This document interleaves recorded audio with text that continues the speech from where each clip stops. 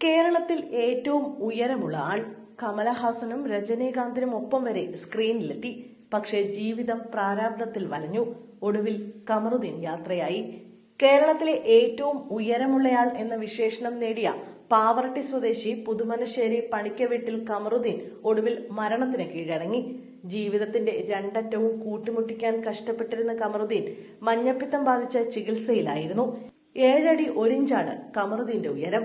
ശീതളപാനീയങ്ങളുടെ വിൽപ്പനയും ലോട്ടറി കച്ചവടവും സെക്യൂരിറ്റി ജോലി തുടങ്ങി നിരവധി ജോലികൾ ചെയ്തിരുന്നു കമറുദ്ദീൻ. ഞരമ്പുമായി ബന്ധപ്പെട്ട അസുഖം കാരണം ഏറെ നേരം നിൽക്കാൻ സാധിക്കില്ല. ഉയരത്തിൽ ഒന്നാമനാണ് എന്നതിനാൽ അഭിമാനിക്കുമ്പോഴും അതിന്റെ പ്രായോഗിക ബുദ്ധിമുട്ടുകളും പേറിയാണ് കമറുദ്ദീന്റെ ജീവിതം മുന്നോട്ട് നീങ്ങിയിരുന്നത്.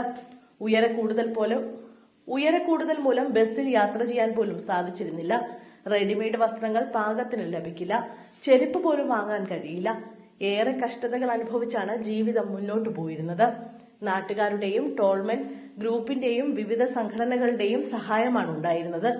ജീവിതമാർഗം തേടി ആരോടും പറയാതെ 1986 മദ്രാസിലേക്ക് നാടുവിട്ട കമറുദ്ദീൻ ഇന്ത്യൻ സിനിമയുടെ അഭിമാന താരങ്ങളായ കമലഹാസൻ, രജനീകാന്ത് എന്നിവരോടൊപ്പം ഉയർന്ന ഉള്ളം, പണക്കാരൻ എന്നീ സിനിമകളിൽ വേഷമിട്ടു. മലയാളം, ഹിന്ദി, തമിഴ്, കന്നഡ എന്നീ ഭാഷകളിലായി 25ഓളം സിനിമകളിൽ കമറുദ്ദീൻ വേഷമിട്ടു. നടി റോജയോടൊപ്പം കന്നഡ സിനിമയിൽ മുഴുനീളം റോബോട്ടായും അഭിനയിച്ചു. അത്ഭുതദ്വീപ് എന്ന വിനയൻ ചിത്രത്തിലാണ് അവസാനമായി അഭിനയിച്ചത്. ഭാര്യ ലൈല, മക്കൾ റെയ്ഹാനത്ത്, റജീന.